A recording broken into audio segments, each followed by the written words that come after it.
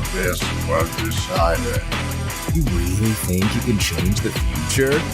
All of this was decided. The truth is what you see with your eyes, not what you hear. All of this was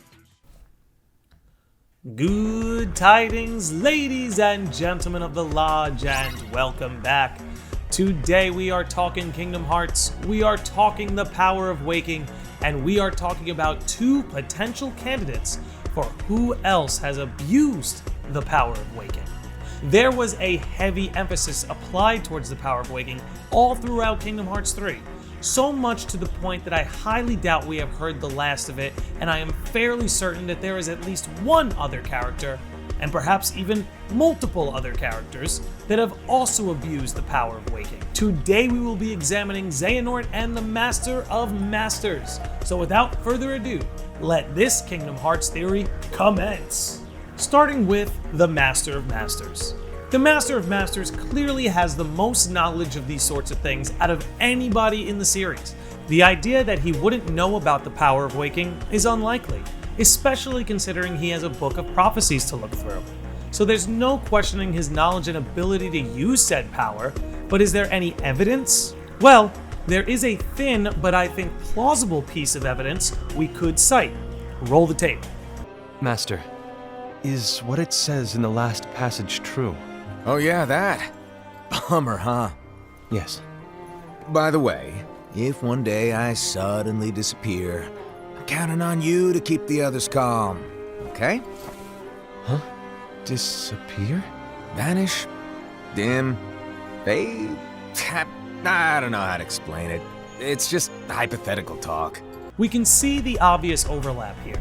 The power of waking could, in theory, explain the Master's initial disappearance, but how he manages to get back and have this conversation with Xehanort, I suppose, would be another story. Now, with that said, I actually think there is a plausible scenario and case for him using this power.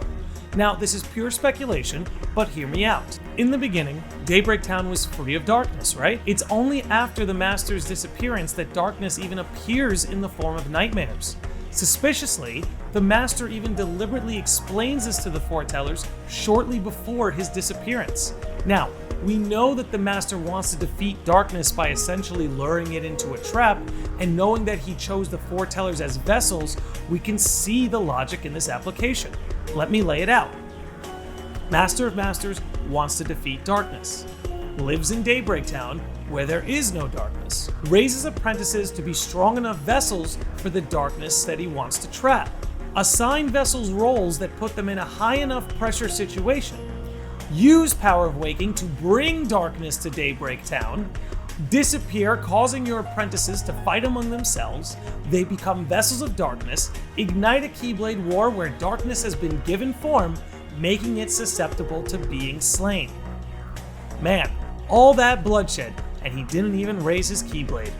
Imagine when he does. Because remember, the Master has a history with darkness dating back to his original time and original world. So it would make sense why he may use the power of waking to get it out of a sleeping state in order to lure it into his trap. But you guys let me know what you think on that one though. I find this to be pretty plausible, but again, I'm not saying it's certain by any means. But given the Master of Masters' knowledge, ability, and the compatibility of this particular scenario, I say his candidacy is more than earned. But now let's talk about Master Xehanort. Believe it or not, I find Xehanort to actually be more likely, and do believe there's a chance that has actually been spelled out to us outright. But when we consider that Xehanort has figured out every which way to transport his body and heart, whether it be through possessing other vessels, dividing his heart and body to be recompleted after their demise, using time travel itself, the list goes on and on, Big Bad Nort is just too damn clever. He may not have known Xigbar was Lushu, but he sure did learn to hop bodies like he does. Either way, there's no understating Xehanort's abilities in this regard. However, as discussed in my latest video here, there is a point in Remind where Xehanort essentially recognizes that Sora, by using the power of waking, has also taken the forbidden path. Seeing that you have also taken the forbidden path, you too must be ready to make the ultimate sacrifice. Who is that also that he's referencing? We have every reason to believe he's talking about himself. Is it possible he could be talking about the Master? Of course.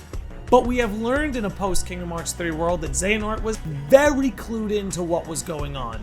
From the Master, to the world of fiction, to the power of waking. What the results are of all this knowledge and potential abuse of this power remains to be seen. But, as Xehanort says, You forget I plan for every eventuality. the power of waking was heavily emphasized in Kingdom Hearts 3.